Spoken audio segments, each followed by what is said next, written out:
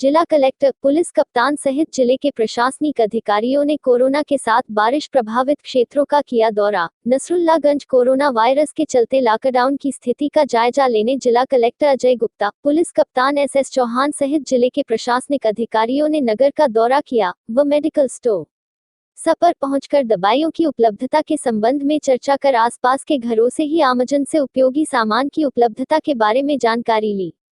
वहीं मीडिया से चर्चा करते हुए कहा कि लॉकडाउन की स्थिति का जायजा व बारिश से प्रभावित फसलों का जायजा लेकर प्रभावित फसलों का सर्वे करने की बात कही। वहीं लॉकडाउन में नसरुल्लागंज की आम जनता के सहयोग की भरी भूरी प्रशंसा और आभार व्यक्त करते हुए आगामी 14 अप्रैल तक इसी तरह सहयोग करने की बात कही।